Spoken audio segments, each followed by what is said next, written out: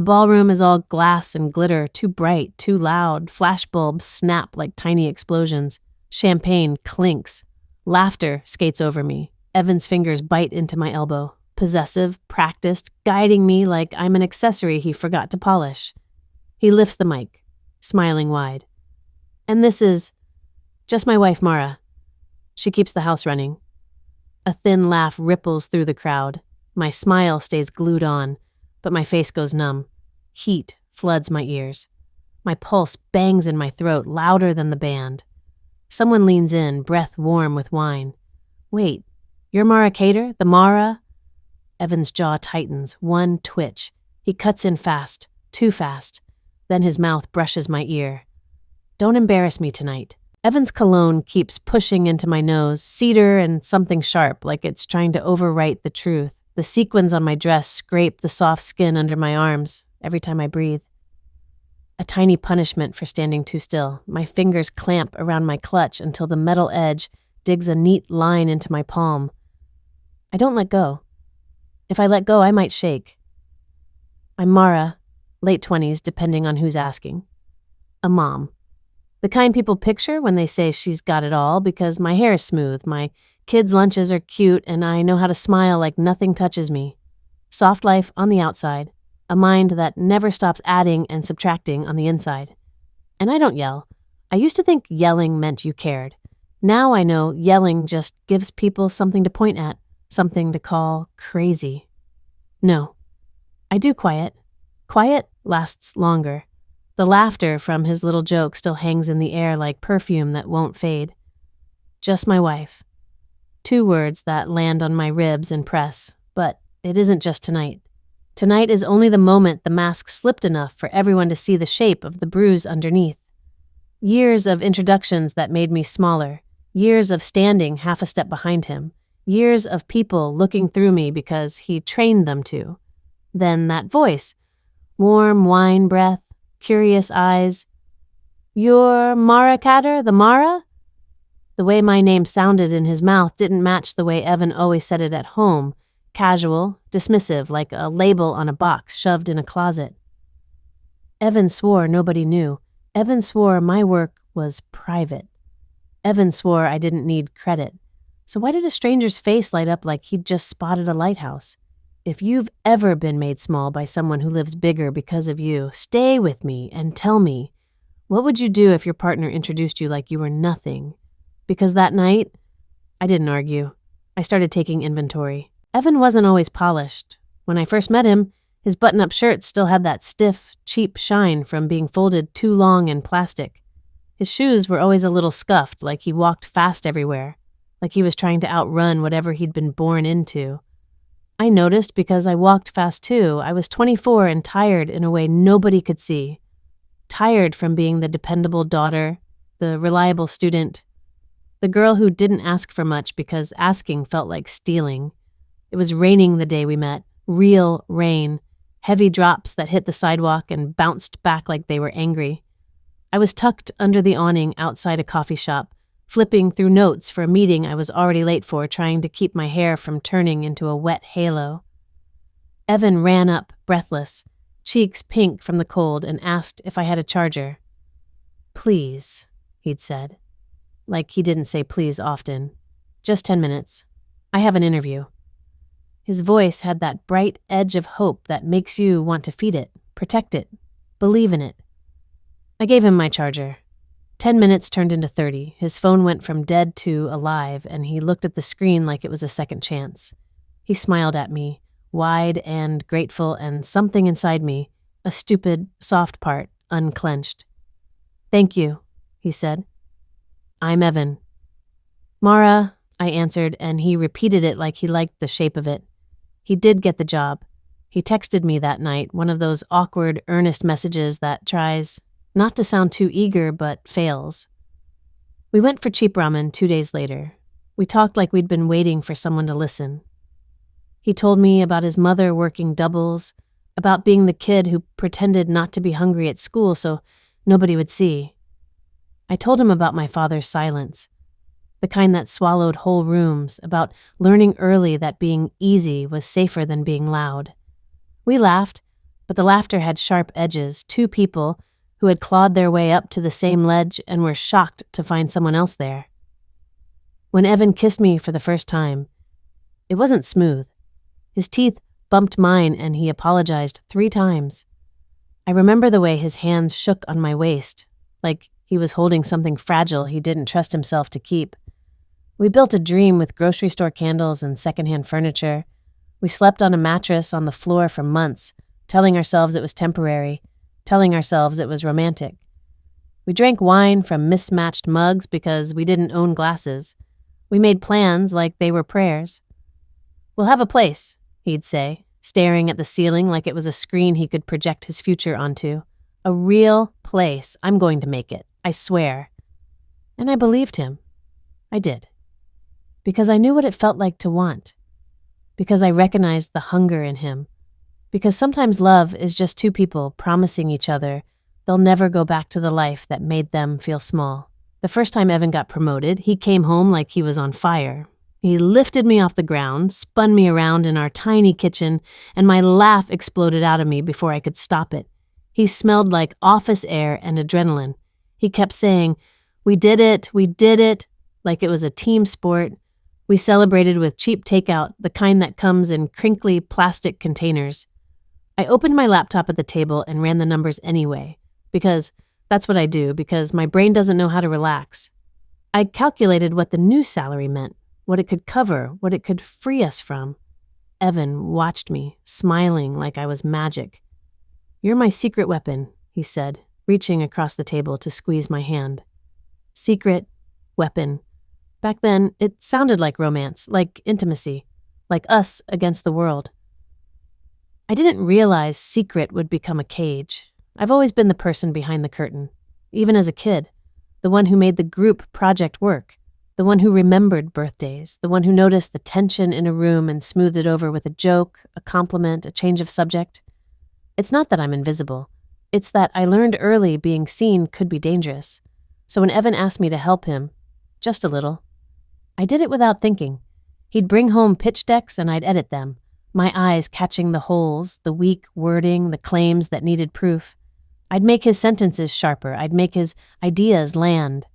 I'd run the numbers on his proposals, show him what to emphasize, what to cut, where the risks were hiding. I'd tell him gently, if you say it like this, people will trust you more. He'd take my notes into meetings and come home glowing. They loved it, he'd say, kissing my forehead, hands warm on my cheeks. They loved me. He never said, they loved us anymore. At first I didn't mind. I told myself I didn't need applause. I told myself my reward was stability, safety, the slow building of a life where my child, our child, would never have to count coins in a grocery store aisle and pretend not to want the cereal with the cartoon mascot. Motherhood arrived like a storm and a sunrise at the same time. The first night home from the hospital, I sat on the edge of the bed in the dark, listening to my baby's tiny breathing. My body felt wrecked. My skin felt too tight, like it had been stretched into a new shape and didn't know how to settle. Evan slept beside me, exhausted, one arm thrown over his head, mouth slightly open. I didn't sleep. Every sound was an alarm. Every silence was suspicious. My brain ran in circles. Is the baby warm enough? Did I feed her enough? What if she stops breathing? What if I stop breathing? I kept my hand on her chest, feeling the rise and fall like it was the only proof that the world was still turning. By morning, my eyes burned. My throat felt raw from holding in fear. Evan woke up and said, "You're amazing," like a compliment could replace rest. He kissed my forehead and left for work, and I learned the first lesson of being a mother and a wife at the same time. You can be praised and abandoned in the same breath. Days became routines, school pickup, diaper bags, pediatric appointments, the endless little lists that live in your mind like a second heartbeat. Milk, wipes, nap schedule, bills, birthdays, laundry, groceries.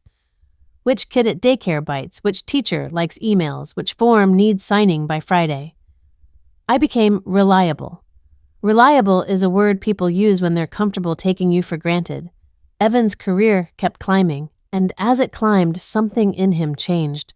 Not all at once, but in tiny increments like a dimmer switch turning down the light on me. He got sharper suits, whiter teeth, a laugh that sounded practiced. He learned to hold eye contact in a way that made people lean in. He started coming home later, his phone always face down on the table, like it had secrets it didn't want to spill. He'd walk into our house like it was a hotel room he rented for comfort, not a home he helped build. Still, I did what I do. I adapted, I smoothed, I made myself easy to live with. Then came Talia. Evan introduced her to me one Saturday morning when he said his assistant was dropping something off. I was in leggings with a smear of peanut butter on my wrist and my hair in a messy knot that felt like surrender.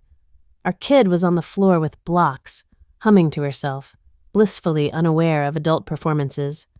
The doorbell rang. Talia stood there like a magazine page. Glossy hair, perfect eyeliner, a fitted coat that probably cost more than our monthly groceries. She smiled, too wide. "Mara," she said, like we were friends, "I've heard so much about you." Her perfume hit me before her words did. Sweet, expensive, the kind that lingers in a room after the person leaves. Evan stood behind her, smiling proudly like he'd brought home a trophy. "This is Talia," he said. "She basically runs my life." I flinched, just a little. "Runs your life?" Talia laughed, high and bright. "Only because he's always working," she said, and her eyes flicked past me, into my home, over my child like she was taking measurements. She handed Evan a folder. When she leaned in, her hand brushed his arm, casual, familiar. Evan didn't move away. I watched it happen and felt something sour crawl up my throat. Not jealousy exactly. Something else. A warning. After she left, Evan kissed my cheek and said, "She's a superstar. You'd like her." I wanted to say, I don't like the way she said my name like she owned it. But I didn't. I swallowed it. Because swallowing is a skill I perfected. Around that time, Evan started doing this thing. It would happen in public, in front of people who mattered to him. A small correction, dressed up like a joke. We'd be at dinner with colleagues, and someone would ask me, "Oh, Mara, what do you do?" And before I could answer, Evan would laugh and say, "Oh, Mara doesn't do the corporate grind. She's the heart of the home." The first time he did it, my mouth actually opened, ready to speak, and then closed again because the room had already accepted his version of me. He'd squeeze my knee under the table, hard, a quiet warning, and keep talking. Afterward, in the car, he'd say, "Babe, don't be sensitive. I'm proud of you. It's complicated." Complicated. Like my existence was bad for his brand. Then he'd buy me something small the next day. Flowers, a fancy candle, a necklace that sat cold on my skin like an apology that didn't mean anything. Gifts became his bandage. Silence became mine. Nina noticed first. Nina is my neighbor, my friend, the woman who can read a lie the way other people read street signs. Single mom, tough laugh, kind eyes, the kind of person who's been disappointed enough times to stop pretending disappointment is rare. One afternoon, while our kids drew chalk circles on the sidewalk, Nina watched Evan walk out to his car in one of his expensive coats. He didn't look back at me, didn't wave. Nina's lips pressed together. "He talks to you weird," she said. My stomach tightened. "He's stressed." Nina made a sound, low and unimpressed. "Stress doesn't make someone erase you." I felt heat prick behind my eyes, sudden and humiliating. "He doesn't erase me." Nina looked at me for a long second. "Okay," she said softly, like she didn't want to push too hard and make me run. "Just keep your eyes open."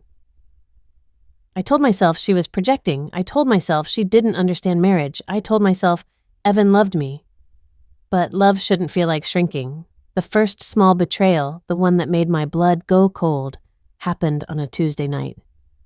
Evan had taken a shower and left his laptop open on the kitchen table. He did that sometimes. Careless in the way people are careless when they think you won't look. I was wiping down the counter, the smell of dish soap sharp in the air when a notification slid across the screen. A message from Talia. Sent the updated story to PR, made sure it's consistent, self-made, came from nothing, built it alone. Built it alone. My hand froze mid-wipe. The sponge dripped water onto the table, the droplets spreading like little dark bruises. My throat went tight. The house felt suddenly too quiet, like it was listening. I shouldn't have touched his laptop. That's what the polite version of me whispered. The version that still wanted to be good. But my fingers moved anyway. Slow, careful, like I was opening a door I'd been told not to. His email was already open, and there it was. An internal draft, subject line bold at the top like a headline. Reintroducing the brand story. Evan Cole, self-made. Self-made. I stared at those words until they blurred. My skin prickled like I'd been slapped, but nobody had raised a hand. My heart began to thud hard, uneven, trying to break out of my chest. I scrolled. Paragraphs about grit, sacrifice, lone wolf brilliance, a man who never had help, who built his success with sheer determination. In the margins, comments from Talia, little edits polishing the lie. I saw phrases I recognized, sentences that sounded like me, strategies I'd suggested, reworded, even a line about risk management that was almost exactly the way I'd explained it to Evan while stirring pasta and bouncing a baby on my hip. He had taken my brain and signed his name on it. Behind me, the shower shut off. Water pipes groaned. Evan's footsteps padded down the hallway.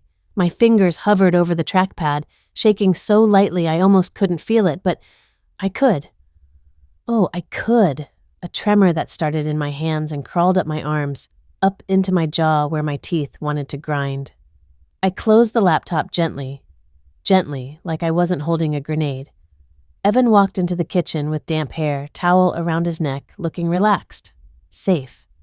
Like he hadn't just rewritten my existence with a few keystrokes. He kissed my cheek, quick and absent. Hey. My mouth tasted metallic. My tongue felt too big for my mouth. Hey, I said back, and my voice sounded normal, and that terrified me more than anything. Because it meant I could do it. I could swallow rage and call it peace. I could smile while the ground shifted under my feet. Evan opened the fridge. I've got a big week, he said. Investor stuff. My fingers tightened around the dish towel until the fabric twisted. Investor? Week. And that email, self-made, burned behind my eyes like a secret light. I looked at his back, broad shoulders, expensive shirt, the man I'd helped build brick by brick without ever writing my name on the foundation. And in that moment, something in me moved. Not loud, not dramatic, quiet, like a lock clicking into place. Because if he wanted to tell the world he built it alone, fine. He could try living like that too. The week after I found that email, the house feels different. Same walls, same framed photos, same toy basket that never stays contained. But the air has a new texture. Thin, stretched, like plastic wrap pulled too tight. Every sound snaps. Evan starts noticing my silence like it's a stain. At breakfast, he watches me butter toast for our kid, my movements careful, efficient. He taps his phone with one thumb, eyes half on me, half somewhere else. Then he sighs, loud on purpose. You've been quiet, he says. The word lands like a hook under my ribs. I keep my face neutral. I slice strawberries into quarters. My knife clicks against the plate. Just tired, I say. Tired, he repeats, like it's an excuse he's bored of hearing. You're always tired. I can feel heat crawl up my neck. My jaw tightens. I open my mouth, just a little, to tell him about the night our kid woke up coughing, about the permission slip I had to sign, about the grocery list running laps in my brain. He cuts in before I can even get the first word out. I'm under pressure too, he says, already stepping over my sentence like it's a crack in the sidewalk. My world doesn't stop because you didn't sleep. My tongue goes flat in my mouth. My throat feels packed with cotton. He wants me present, smiling, soft. He wants the warm body next to him that makes him look steady, but he doesn't want my voice taking up space. That's the trick. That's the magic. Be here. But don't be here. Later that afternoon, he calls from the office while I'm kneeling on the living room rug, picking little plastic beads out of the carpet.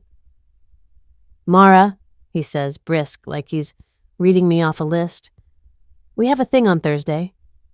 A thing, I repeat, staring at a bead wedged into the fibers like it's clinging for survival. A dinner. Client adjacent. He clears his throat. Big contract, biggest we've ever pitched. Everyone will be there. My stomach tightens on reflex.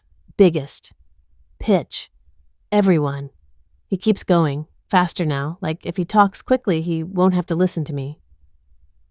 I need you to come. Just come. Be supportive. Make a good impression. I wait. The pause stretches. I can hear office noise behind him, muffled laughter, a printer, someone calling his name, then he says it, like a foot on my throat. And, don't talk business, okay? I blink. Once. Twice. What? My voice comes out small, even to me. He laughs, quick, dismissive. Babe, it's not your world. It's complicated. Just let me handle it. Not your world. My fingers close around the bead so hard it bites into my skin. The tiny plastic edge stings. I welcome it. It's something real. Okay, I hear myself say. I hate how easy the word comes out. After I hang up, I sit back on my heels. The carpet burns faintly against my knees. My heart beats slow and heavy, like a drum in a far room. I stare at the wall for too long, like if I look hard enough, I'll see where my life split.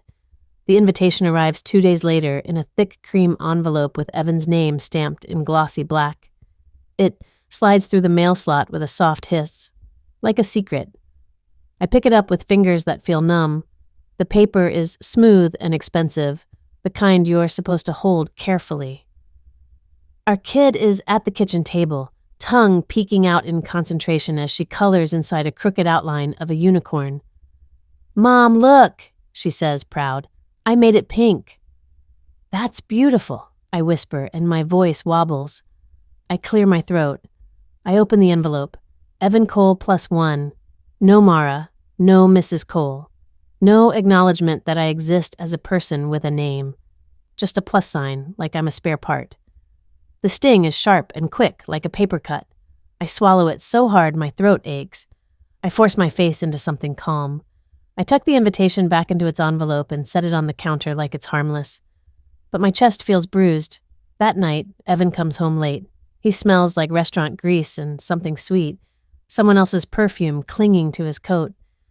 My stomach flips slow and sour. He kisses our kid's head, then mine, and the kiss feels like a stamp, like I've been processed. Big day, he says, loosening his tie. Talia handled everything like a champ. Of course she did. I watch him move around the kitchen like he owns every inch of it. He opens cupboards, clinks glasses. He doesn't see the laundry pile on the chair, the crayon marks on the wall, the little messes that are my fingerprints all over our life. I try to speak. I really do. I take a breath. Evan. He doesn't even look up. Not now. My head's full. The words die in my throat, heavy as wet cloth. He eats, scrolls his phone, complains about dead weight on his team. Then he looks at me finally and frowns like I've disappointed him by existing. You're doing that thing again, he says. What thing? My voice is too controlled, too careful. That quiet thing. He gestures vaguely at me as if quiet is a flaw on my face. It's weird. People notice. You make things awkward. I stare at him. My hands are in the sink, warm water running over plates. Soap bubbles slide across my knuckles. I keep scrubbing even though the plate is already clean. I'm just listening, I say. He snorts. No, you're punishing me. Punishing him. My pulse jumps. Anger flashes hot and fast, then goes cold. The water keeps running. The faucet sounds like a hiss. I'm not punishing you, I say, because saying the truth, I'm waking up, would set the house on fire. He walks up behind me and wraps his arms around my waist.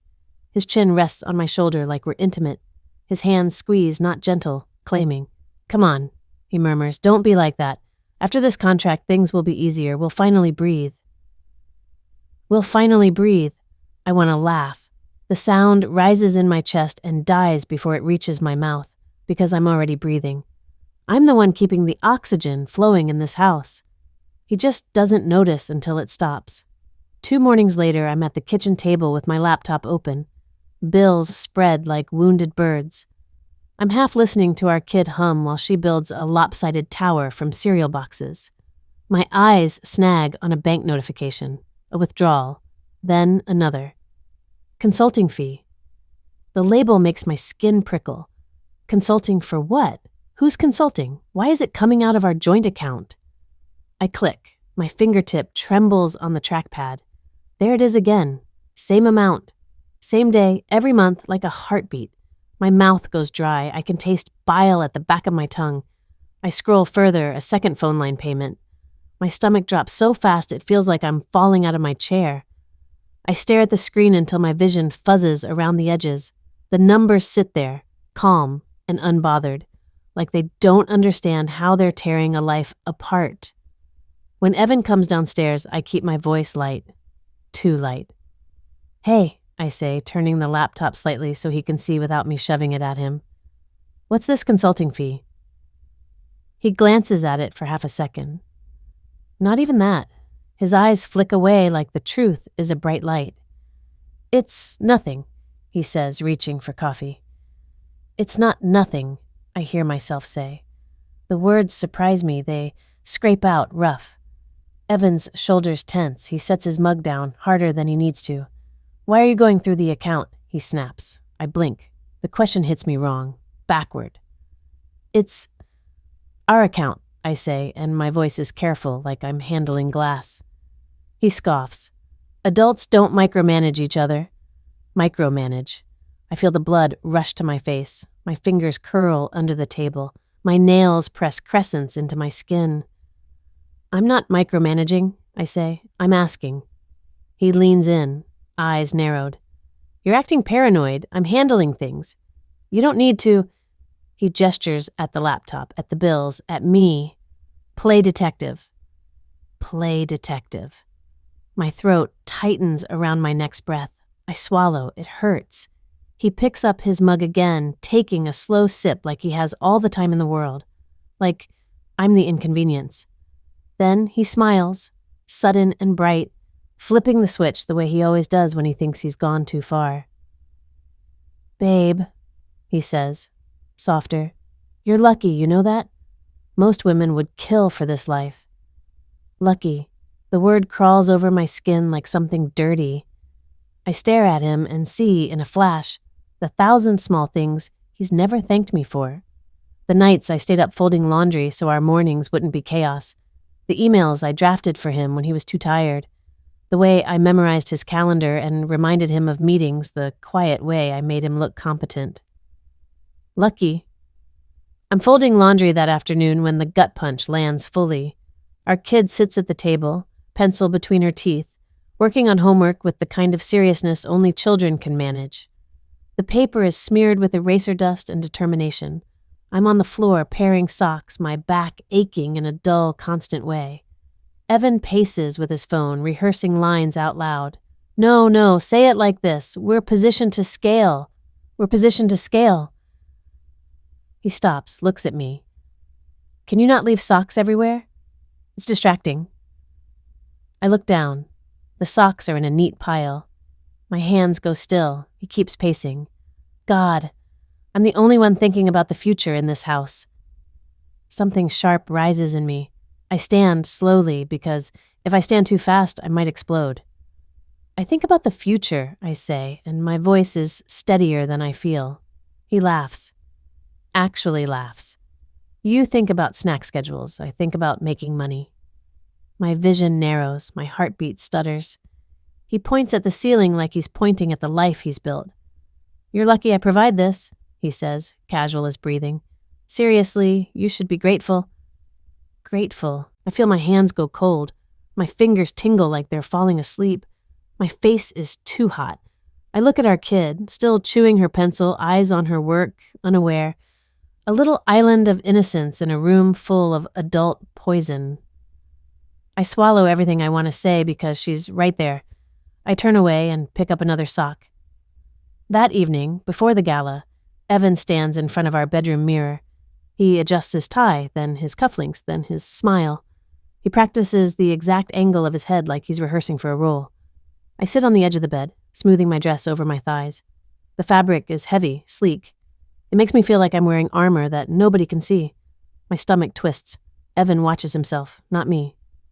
Okay, he says, clearing his throat. We'll walk in? I'll greet Hargrove. I'll introduce you quickly, and then you just mingle.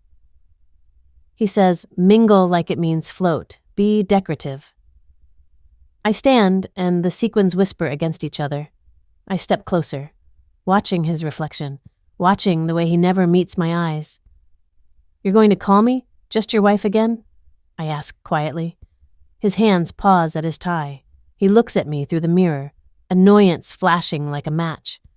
Don't start, he says. I'm not starting, I whisper. I'm asking. He exhales hard. Mara, it's a joke. People like it. It makes me relatable. Relatable. I taste something bitter. And what does it make me? He turns, then, fully, eyes sharp. It makes you my wife, which you are. Why do you need more than that? Because I exist. Because I breathe. Because I built. But I don't say it. I feel it slam around inside my ribs like a trapped bird.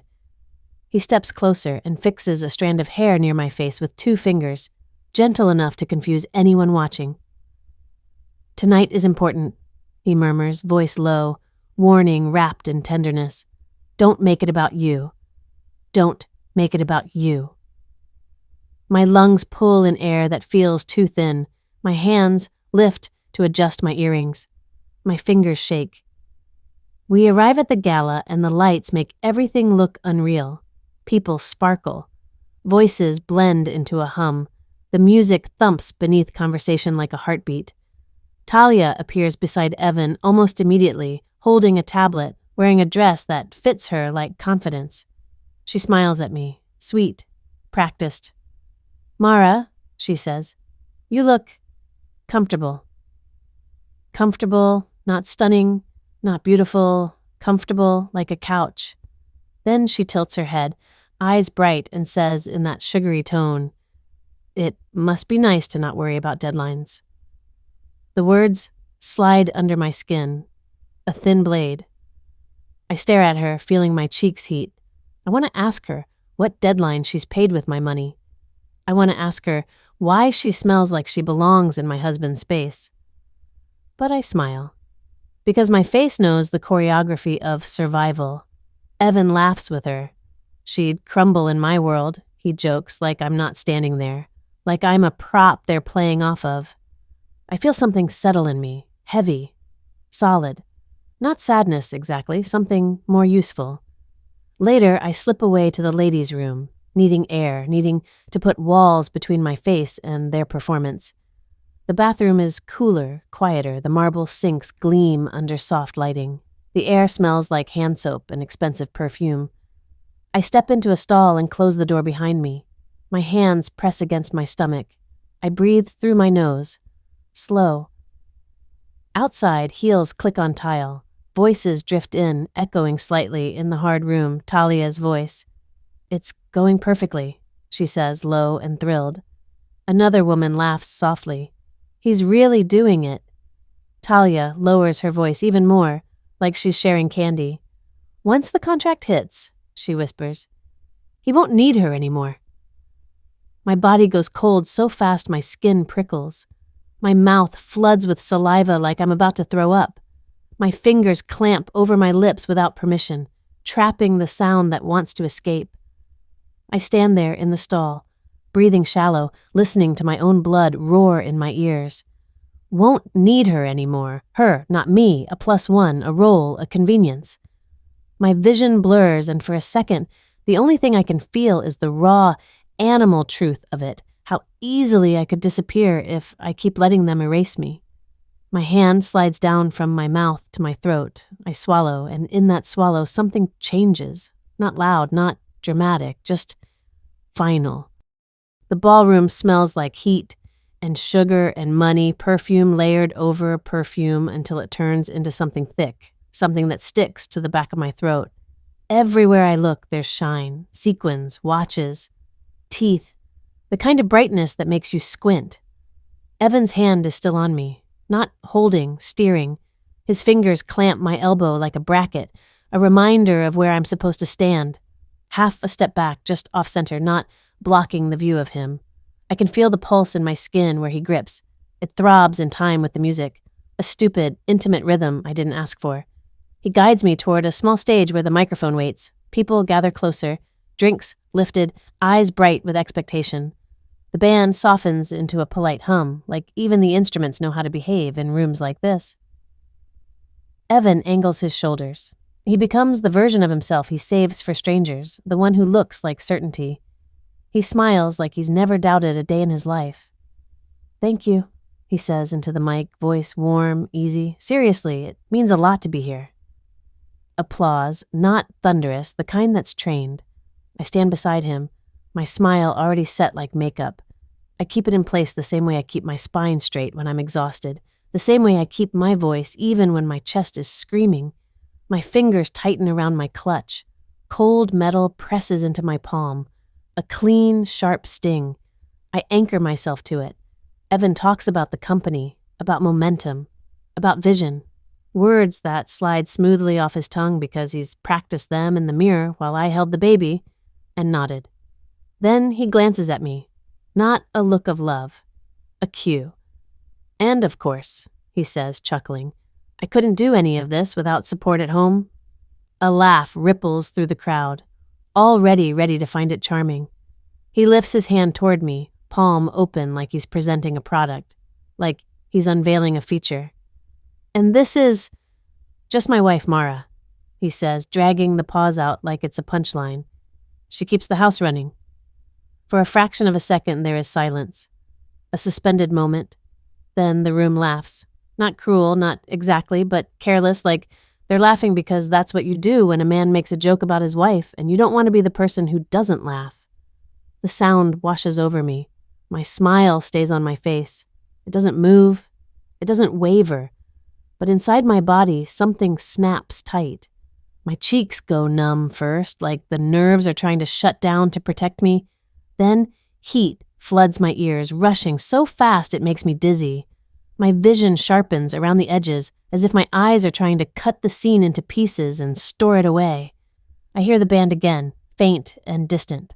I don't hear my own breathing. I do hear my pulse, hard, ugly, too loud, hammering in my throat like it's trying to climb out. A woman in front looks at me with a smile that's too bright, too sympathetic, like I'm a child someone just patted on the head. A man beside her glances at me and then away, already done with me. Another woman tilts her head with curiosity, measuring. Some eyes soften with pity, some harden with dismissal. There's a shift, subtle, like the air moved. I can feel it in my skin. I'm not a person on this stage. I'm a prop. Proof of normal, proof that Evan is grounded, proof that he can joke. The worst part isn't even the laughter, it's how quickly my humanity becomes optional. A man steps closer from the side of the crowd, a drink in his hand, brows raised like something just clicked into place. He leans toward me, voice low. "Wait, you're Mara Kader?" My stomach drops. My name in his mouth doesn't sound like an accessory. It sounds like recognition, like a door opening somewhere. "The Mara?" he adds, eyes widening. For a second, my throat loosens. For a second, something fragile in me lifts its head. Then Evan moves. Fast. Too fast. He laughs louder than he needs to and throws his arm around my shoulders, pulling me in like he's affectionate, like he's proud, like he's not panicking. "Ha! Yeah, Evan says, voice bright. "Mara, sweetheart, go grab us some drinks, okay?" "Sweetheart?" His fingers dig into my shoulder, squeezing with a pressure that looks like tenderness from far away and feels like a warning up close. The man's eyes flick between us, confusion tightening his face. I open my mouth. My tongue sticks to the roof of my mouth. The room tilts a little.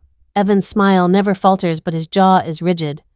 I nod once, like a doll. I step off the stage. My heels click against the floor in a steady rhythm I don't feel connected to. My body moves on autopilot while my mind is trapped on that microphone, on the echo of "Just My Wife." On the way, the room laughed like my erasure was entertainment. I pass clusters of people. Snatches of conversation drift into me, sticky and unwanted. "He's so funny." Power couple. She seems quiet. Quiet, like it's a flaw. I reach the bar, my hands tremble as I point at wine, then change my mind, then point again. The bartender's eyes skim over me the way people skim over a footnote. I take 2 glasses because Evan will want one, and I've been trained to anticipate him. The stems are cold. The bowls sweat in my grip.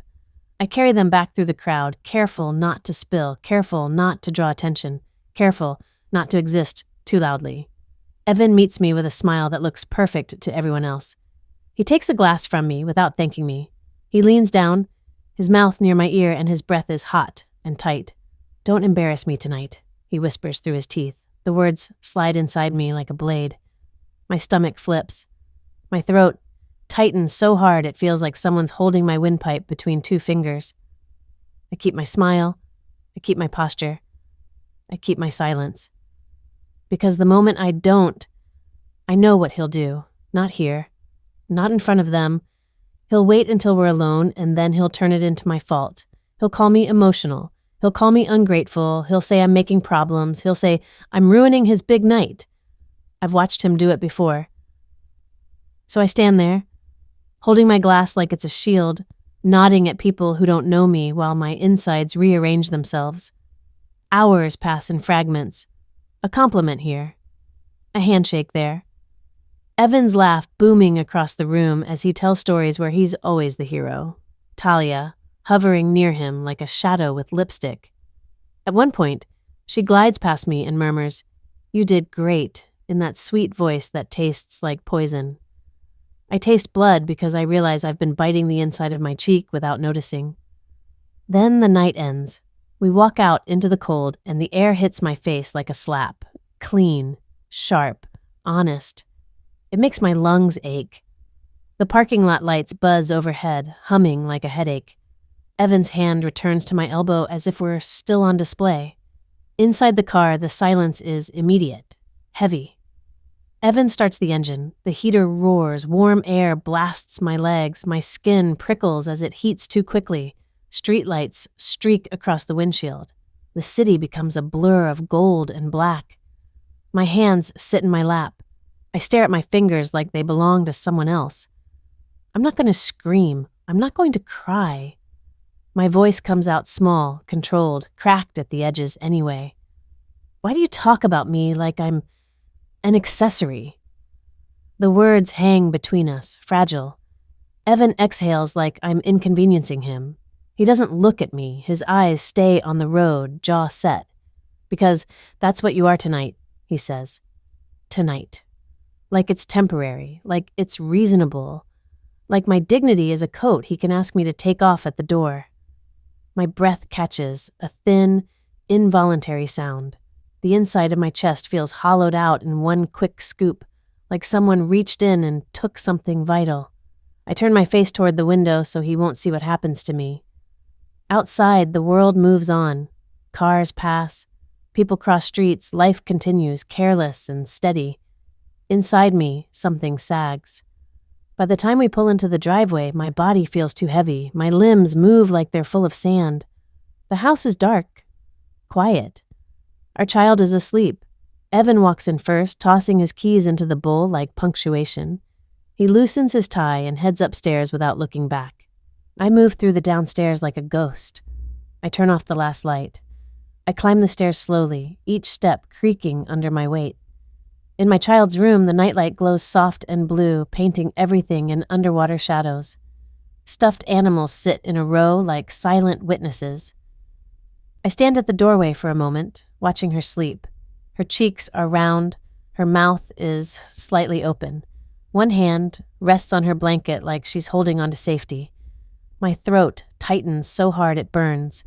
I cross the room and sit on the edge of her bed. The mattress dips. She stirs, makes a tiny sound, then settles again. I smooth her hair back, slow, careful, my fingers tremble. "I'm here," I whisper, though she can't hear it. The nightlight makes my wedding ring look pale and dull. I stare at it until my eyes sting. In that soft blue glow, a truth settles into my bones. My life has been edited down to a role. Wife, mother, support, background. Not Mara, not a mind, not a name, not a person. Something hot rises behind my eyes and then drains away, leaving cold clarity. I'm done begging to be seen. The sentence forms inside me like a vow, quiet, solid. I slip out of her room and close the door gently, like I'm not allowed to make noise even in my own house. In the bedroom, Evan is already asleep, face turned away from me, one arm flung over his pillow like he's triumphant even in rest. I stare at his back for a long time. Then, I move. I go downstairs. I take my laptop from the kitchen drawer where I keep it tucked under school forms and coupons, like my brain is something domestic. My hands are steadier now, not calm, never calm, but steady in the way hands get when they've decided. I open the banking app again. I screenshot the consulting fees. One after another, the second phone line, the patterns, the dates, click, click, click. Each screenshot feels like a bead sliding onto a string. Evidence. Wait. I open my calendar and start writing notes. Small, factual, merciless. Gala, introduced as just my wife. Carr said I was an accessory tonight. Talia, won't need her anymore, overheard. Who said it? When? Where? No emotion on the page, just truth. It feels strange, recording my life like a case file. But it also feels powerful, like I'm finally holding something. The next morning, Nina sees my face when I step outside to take out the trash. The winter air bites my cheeks. My hands are still cold from the night. Nina doesn't ask, "Are you okay?" because she knows that question is a trap. It makes you lie to keep the peace. She just says, "Come over." Her apartment smells like coffee and laundry detergent. Warm, real. She hands me a mug without asking what I want. She sits across from me, elbows on the table, eyes steady. I try to speak and my throat closes. Nina waits, patient as stone. When I finally tell her, the words come out jagged. He did it again, in public. My fingers curl around the mug. The heat sears my skin and I don't let go. Nina's eyes narrow. And he said that's what I am, tonight. My voice breaks on the last word. I hate it. Nina's face doesn't soften into pity. It hardens into something protective. "Okay," she says. "Listen. Don't do anything fast. Don't confront him more. Not yet."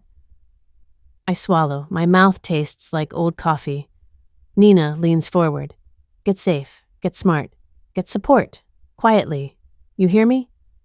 I nod, throat tight. She taps the table once, like a judge. "Document. Separate your money if you can. Talk to someone who knows the rules, and do not warn him." The word warn makes my skin prickle, because warning him would give him time to hide, to rewrite, to erase me again. I leave Nina's with my heart still pounding, but my spine a fraction straighter. That afternoon, my phone buzzes while I'm loading the dishwasher. The screen lights up with a new email notification. A subject line. "Thank you for your guidance, Mara." I freeze. My hands are wet. Soap slicks my fingers. A plate slips and clinks against the sink, loud in the quiet kitchen. The email is from Mr. Hargrove's office, addressed to me, not Evan. My pulse surges so hard I have to grip the counter to steady myself because my name, my real name, is sitting there on the screen like a lit match. And suddenly I know. Somebody sees me. Somebody knows what I've been doing behind the curtain. And Evan. Evan doesn't realize the curtain is about to come down. The email sits on my screen like a dare. "Thank you for your guidance, Mara." My name. Not +1, not sweetheart, not wife. Mara. The letters look sharper than they should, like they could cut. My hands go slick with sweat. I wipe them on my jeans and the fabric comes away damp. The kitchen hums around me, the refrigerator's low motor, the distant buzz of a streetlight outside. But all I can hear is my own heartbeat, thick and slow the way it gets right before something breaks. I read the email again and again. It isn't long, it doesn't need to be. It's proof that somewhere in Evan's world of suits and handshakes, my shadow has a name. My stomach twists with something that isn't just fear anymore. It's possibility. I close the laptop gently, like I'm putting a lid on boiling water. Then I sit down at the table and stare at the wood grain. Little scratches. Old rings from cups. A faint ink mark from when our kid got hold of a pen. This table has held everything, Homework, groceries, late-night budgets, Evan's half-eaten dinners, my swallowed words. Inventory, I think. I take a breath. It catches halfway down, tight in my chest, and I force it lower, deeper. I don't want revenge that looks like a movie. I want revenge that looks like reality. Quiet, legal, unavoidable. I open my notes app, my thumb hovers, shakes once. Then I start listing. Not like a wife, not like a mother, but like a person who finally understands the shape of what's been stolen. My network. Names pop into my head like lights turning on. People I met before Evan ever wore his first good suit. People I introduced him to because I thought love meant sharing doors. Old classmates. A client from my consulting days who trusted my judgment.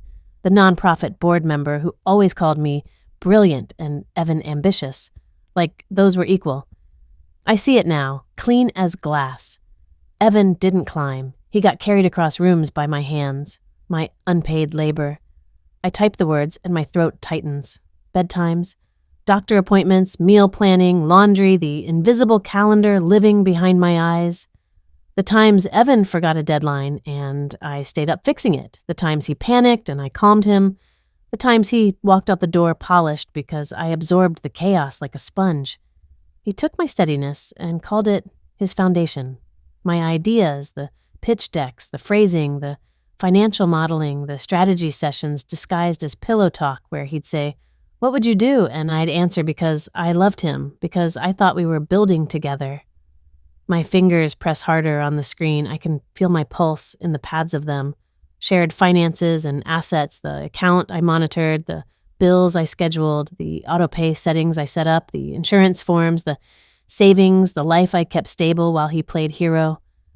I stare at the list until my eyes sting. This is what he took for granted. Not my love, my labor, my mind, my access, my silence. A floor creaks upstairs. Evan, moving, alive. Existing in the house like a man who thinks he owns the air.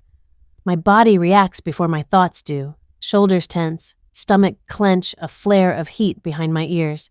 My instincts want to shrink, to tuck, to become small enough to avoid collision. I don't. I close the app, I slide my phone into my pocket like a secret weapon.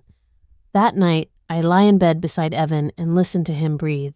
His exhale has a soft whistle, like he's always slightly congested. I used to find it comforting. Now it just sounds like entitlement. He reaches for me in his sleep, one warm hand landing on my hip like a claim. I hold still. My skin crawls where he touches me. I think about that email again. Mr. Hargrove's office. Guidance. My mind starts building, piece by piece, like it's assembling furniture from a set of instructions I didn't know I had. Step 1 is inventory. Step 2 is a chessboard. The next morning, I make phone calls while Evan is out. Not dramatic calls, quiet ones. My voice stays calm even as my heart keeps slamming into my ribs. A consultation, a professional appointment, another consultation. I speak in half-truths. I have questions. I'm exploring options. I want to understand my protections. My hands tremble when I hang up and I press my palms flat to the counter until the shaking eases. Then, I open a new bank account in my name. Just mine. The act feels illegal even though it's not. My stomach knots as if I'm stealing because I've been trained to believe that anything I do for myself is theft. The screen asks for a password. I pick one Evan would never guess. Not our anniversary, not our kid's birthday, not something tied to him, something tied to me. My chest loosens by a fraction. I don't drain the joint account, not yet. That would be a flare in the sky. That would give him a reason to accuse, to rage, to rewrite. But I set up stability. I set up the option to leave without begging. I check the joint statements again. The consulting fees glare back at me, bold, recurring. I screenshot everything. Then I email Mr. Hargrove's assistant. My fingers hover over the keyboard. My skin prickles with the risk of it. "This is Evan's world," he told me. "Not mine." I type anyway. "Happy to help. Please route any requests or questions directly to me." My stomach lurches when I hit send. I wait for lightning. None comes. The day moves on like I didn't just step out of my assigned box. Hours later, another email arrives. A calendar invite. A call. 15 minutes. Subject. Clarification on figures. My throat goes dry. My hands go cold. Clarification. Figures. I glance at the door as if Evan might burst through it like a storm. He's not home. The house is quiet except for the ticking clock above the stove, a steady, indifferent heartbeat. I accept the invite. When the call begins, I sit at the table with my laptop open, my back straight, my legs tucked under the chair because they won't stop bouncing. I keep my face neutral even though nobody can see it. Mr. Hargrove's voice is older, gravelly, patient like stone. "Mara," he says. My name again. "Thank you for making time." A flush crawls up my neck. Not embarrassment, something else. Something like being seen in sunlight after years in shade. "Of course," I say, and I sound like myself. He gets right to it. No fluff. "There are inconsistencies in the pitch numbers," he says. "Margins that don't align with prior reports, forecasts that look optimistic." My stomach twists. My mouth goes metallic. I know those numbers. I know the shape of reality. I've lived inside spreadsheets the way other people live inside mirrors. "Can you tell me which documents you're comparing?" I ask, and my voice stays steady even as my pulse hammers. He names them. I pull them up, my fingers fly over the keys, and then I see it. Tiny changes.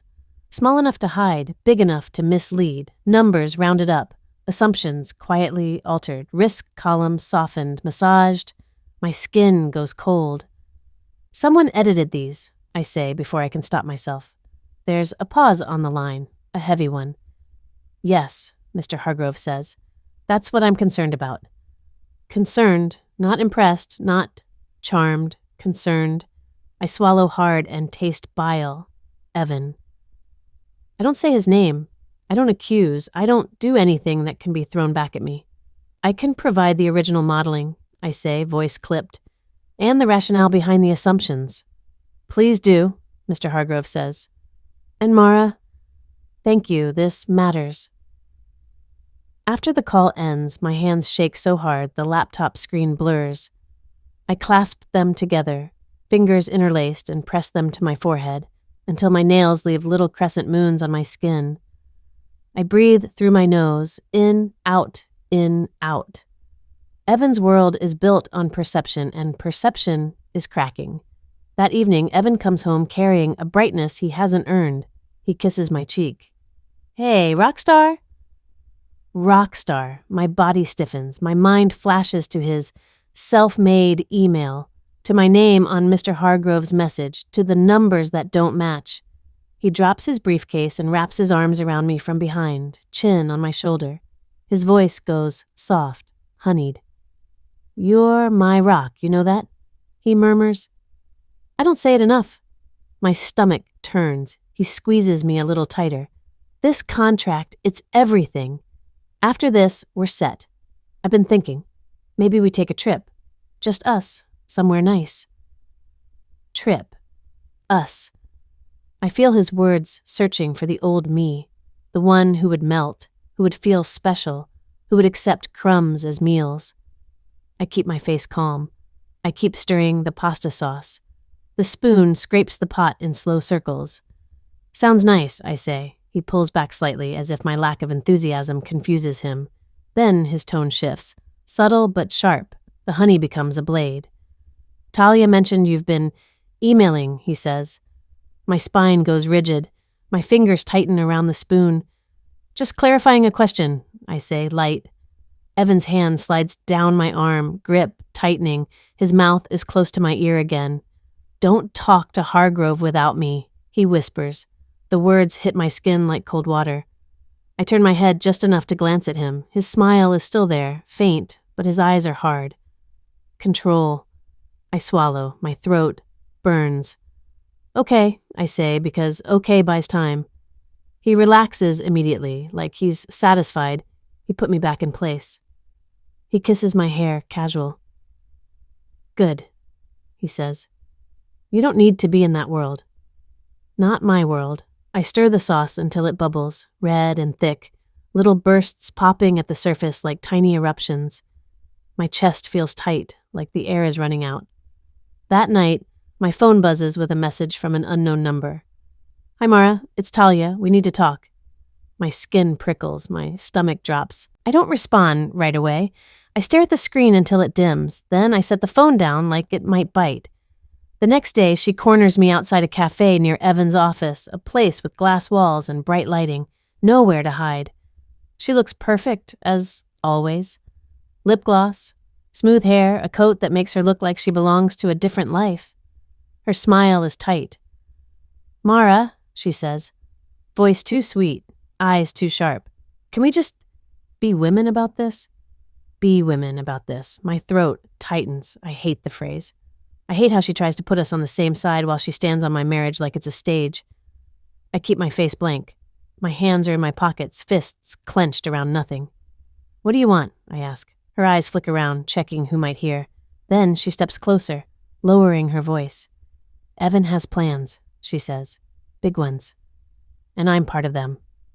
My skin goes cold. She presses on, faster now, as if saying it quickly will make it true. He told me you two are not really happy, she whispers. He said you don't understand his world. He said once this contract hits, everything changes. Positions open up. Equity. Lifestyle. Lifestyle. I can smell her perfume. It makes my stomach churn. And he promised you what? I ask, my voice flat. Her nostrils flare. He promised me a future. A future. My fingers dig into my palms inside my pockets. My nails bite skin. Pain sharpens me. I don't scream. I don't cry. I don't give her the satisfaction of seeing me crack. I just look at her. Then I pull my phone out. Not to show her anything. Not to threaten. Just to open my notes. I type as she talks, word for word. Date. Time. Location. Her exact phrasing. Talia's eyes narrow. Are you recording me? I'm listening, I say. The same words I said to Evan, different meaning now. Her smile twitches, slipping. For the first time, she looks nervous. Don't make this ugly, she whispers. I tilt my head. It's already ugly, I say quietly. I'd just stop pretending it isn't. I leave her standing there with her perfect coat and her imperfect confidence. And my legs feel like jelly all the way home. My hands are still shaking when I unlock the front door. Inside, the house is quiet. Our kids at school, Evan's at work. I go to the desk drawer where Evan keeps important documents. He thinks I don't look. He thinks the house is mine, but the paperwork is his. My fingers move with a calm I don't feel. I pull out folders, warranty papers, old tax forms, a car title. Then I see it. A thin packet of papers clipped together. Consulting agreement. My breath stops. I flip it open. There's a signature at the bottom. Evan's, Talia's, and my name. Mara Cole. Printed. Neat. Like it was always there. Like I agreed, like I approved. My vision tunnels. The edges darken. My mouth floods with saliva. I press a hand to my stomach as if I can hold my insides in place. My name, used like a mask, used like a weapon. My hand shakes so hard the pages flutter, a soft, frantic sound. I stare at the signature again, my signature. Only it isn't mine. The ink is too smooth, the curves wrong, the slant off, forged. My knees go weak. I grip the desk until my knuckles bleach white. For a second, all I can feel is the raw animal panic of it. How deep he's willing to go, how far he's willing to drag me into his mess. Then the panic drains, and what's left is cold, clear. He didn't just downplay me. He used my name to pay the woman who thinks she's replacing me. I slide the agreement into a folder of my own. I take photos of every page, hands steady now, too steady, because in my chest, something has settled into a hard, bright certainty. Evan wanted me invisible. Fine, I'll move like a ghost. And when I decide to appear, he won't have anywhere to hide. The invitation for the investor dinner sits on the counter like a dare. Black cardstock, white lettering, Evan's name centered like a monument. This time my name is there too. Mara Cole. Not +1. Not a joke. He must have thought adding my name would fix it, like my dignity is a formatting issue. Evan brings it up over dinner, twirling pasta like he's twirling the conversation into place. Tomorrow night, he says, casual. Hargrove, board members, the final dinner before they decide. Final. He watches my face as he says it, checking for cracks, checking for compliance. You'll come, he adds, like it's not a question. And this time, he smiles like he's generous. I'll introduce you properly. Properly. My tongue presses against the back of my teeth until it aches. I nod once. Small. Neutral. Of course, I say. The word tastes like a key turning in a lock. That night, I barely sleep. I lie in the dark and feel every beat of my heart like a fist in my chest. My mind runs through evidence the way it used to run through bedtime routines. Automatic, relentless. Screenshots, statements, calendar notes, the forged consulting agreement, the inconsistencies in the pitch numbers. Talia's words at the cafe, sugar-coated and sharp. Future, equity, lifestyle, my own name used like a stamp.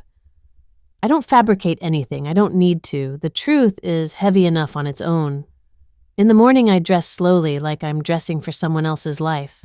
No sequins, no glitter, no costume. A simple dress, a clean line. A color that doesn't beg to be noticed but refuses to disappear. My hair smooth.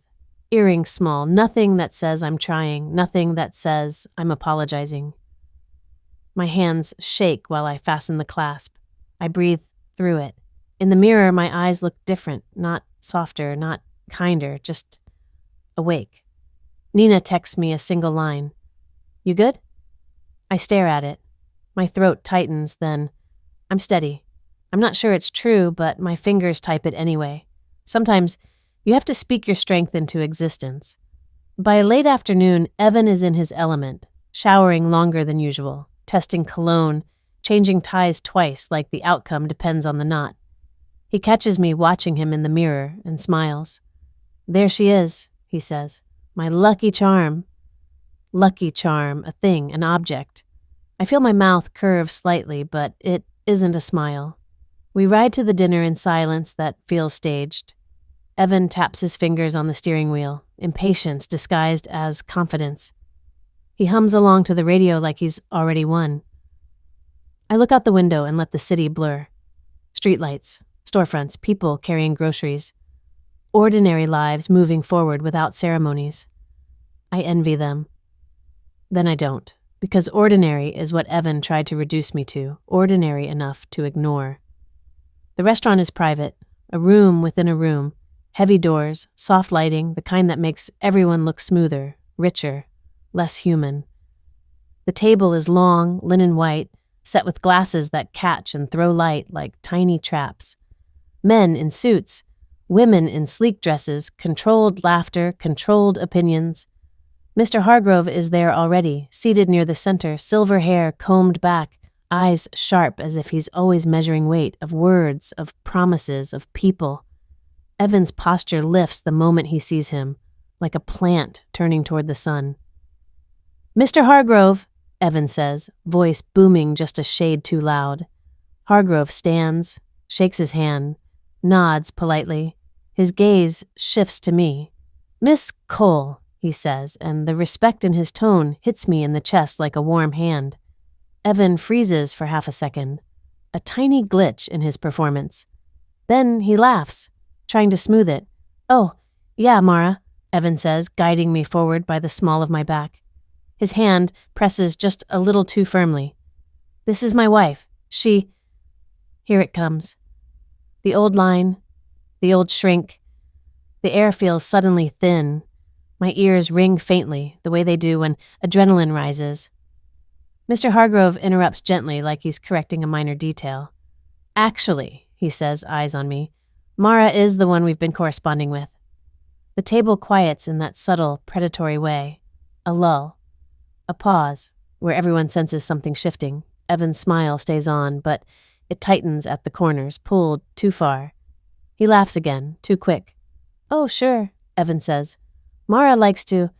Help. Help. My stomach flips, but my face stays calm. My hands rest in my lap. Still. Mr. Hargrove doesn't blink. We had questions about the modeling, he says. Mara offered to provide the original assumptions. Original. The word lands like a stone. A board member, a woman with a severe bob and a watch that screams money, leans forward. Original assumptions? She repeats, meaning there were changes? Evan's laugh breaks into something thinner. No, he says, just updates, routine. My team. Mr. Hargrove lifts a hand, still calm. The forecasts presented differ from earlier drafts, he says, and we've received documentation suggesting unauthorized edits. Unauthorized. My pulse surges, my palms sweat, but I keep them flat, fingers lightly interlaced. I feel the dampness and accept it. My body can panic, my voice won't. Evan's throat works as he swallows. Who said unauthorized? He asks, trying for offended. It comes out strained. The severe Bob woman turns her gaze to him like a spotlight. Can you provide the version history? She asks. Evan blinks. Once, twice. His eyes flick toward Talia at the far end of the table. She's there, dressed like confidence, but her lips part slightly as if she's forgotten how to breathe. Evan looks back at the table. Of course, he says, but his voice is half a step behind his words. Hargrove's assistant steps forward and places a folder on the table. Crisp. Organized. My stomach drops again, not from fear this time, but from the clean inevitability of it. Hargrove opens the folder. Printouts, dates, figures, notes. A timeline that doesn't care about charisma. Evan's hand reaches for his water glass and misses it by an inch. He corrects quickly, too quickly, fingers closing around the stem like he's gripping a ledge. The room leans in, not literally, but emotionally. Attention gathers, sharp and hungry. Hargrove's finger taps a line. This margin, he says. This was presented as stable, yet here, in an earlier draft, it was flagged as volatile. He looks at Evan. Can you explain the change? Evan's mouth opens. Nothing comes.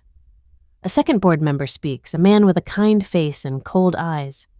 And these consulting fees, he says, flipping a page, coming from your joint financial records. What are they tied to? My lungs seize for half a second. Joint financial records. So it's here. The money. Evan's head snaps slightly toward the speaker. That's personal, he says, sharp. The man's expression doesn't change. It's relevant if personal funds were used to compensate someone tied to this contract. Talia's knee bumps the underside of the table. I hear the dull thunk. I see her hands tighten around her napkin, twisting it until it looks like a rope. Evan's jaw flexes. Compensate who? He asks, voice rising. The severe Bob woman glances at Talia. Your assistant, she says. Talia, these payments are labeled consulting. Talia's face goes pale, so fast it's almost gray. That's, she starts, then stops. Her eyes flick to Evan like a child looking for permission. Evan's smile is gone now. His expression is naked, anger and panic, stripped of polish. Talia forces a laugh. It cracks. It was authorized, she says quickly. Evan approved it. Mara approved it. We all... My name in her mouth makes my stomach churn. I inhale slowly. My voice, when it comes, is soft. Even. I didn't approve it. Every head turns to me. The attention is physical. It presses against my skin. My throat tightens, but I push through it with breath. I continue calm. My signature was forged. Evan jerks like I slapped him. Mara, he hisses. Hargrove's eyes narrow, not at me, at Evan. You're claiming forgery? The severe Bob woman asks, and her voice is controlled, but there's a blade underneath. Yes, I say. My hands remain still. My heart tries to leap out of my chest, but I keep my posture steady. I have the document, I have the timeline, and I have screenshots showing the recurring withdrawals. Silence drops like a curtain. Not awkward silence. Judgment silence. Evan's face flushes, a red tide climbing from his collar to his cheeks. He stands abruptly, chair scraping the floor with a harsh sound that makes everyone flinch. This is insane, he says, voice too loud for the room. She's emotional. She doesn't understand. I feel something inside me go very still. Mr. Hargrove speaks, low and firm. Mara understands the numbers, he says, and she understands the communication history. That's precisely why we contacted her. Evan's eyes blaze. He looks like a man watching his reflection crack. He leans toward me, close enough that his cologne burns my nose. His voice drops. thin and venomous, meant only for me. "You're ruining me," he hisses. My stomach twists, but my face doesn't change. I look at him, really look, and the man I loved feels suddenly like a stranger wearing Evan's skin. My voice comes out soft, almost gentle. "No," I say, "I'm just not saving you anymore." The words land between us like a door closing. For a moment, Evan doesn't move. He looks stunned, like he can't compute a world where my silence isn't his shield. Then, everything moves at once. Questions. Paper shuffling. Hargrove's assistant taking notes. The board members exchanging looks that speak in private language. Liability. Risk. No. Talia's eyes shine with tears she refuses to let fall. She keeps shaking her head, as if denial can reverse time. Evan tries to speak again, tries to recover, tries to charm, but his charm has no footing now. The room isn't a stage anymore. It's a ledger, and his numbers don't add up. I sit through it all with a strange sensation blooming in my chest. Shaky, yes, but lighter, like I've stepped out of a room where the air was thin for years and finally found oxygen. When the meeting breaks, it isn't dramatic. There's no shouting, no spectacle, just the quiet, devastating sound of doors closing. People don't look at Evan the way they did before. Their smiles are polite now, distant. Their bodies angle away, their voices soften, not out of kindness, but out of separation. Evan's status drains from him in real time. He walks beside me toward the exit, shoulders stiff, breathing hard through his nose like a bull trying not to charge. Outside, the night air hits my face, cold, honest. I inhale and it burns. I welcome it. Evan grabs my wrist near the car. His grip is tight, hot, possessive. "Mara," he says, voice shaking with rage and fear. "What did you do?" I look down at his hand on my wrist. Then I look up at him. "I stopped covering for you," I say. His fingers loosen just slightly, as if the truth stung. We drive home in silence so thick it makes my ears ring. At home, Evan doesn't speak. He storms upstairs, slams a door. Our child is asleep, the house quiet, unaware. I stand in the kitchen, hands braced on the counter, breathing. My chest rises and falls. The rhythm is mine. A few hours later, after midnight, the doorbell rings. I freeze. The sound slices through the house, sharp and wrong. I open the door slowly. Evan stands on the porch. Not the Evan from the ballroom, not the Evan with the microphone smile. This Evan looks smaller.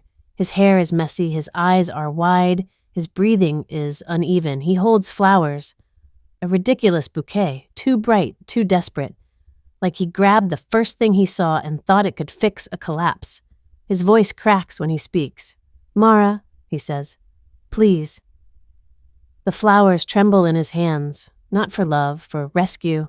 And in the porch light, with the cold air curling around my ankles, I realize something so clear it hurts. He doesn't miss me. He misses the version of me that saved him from consequences.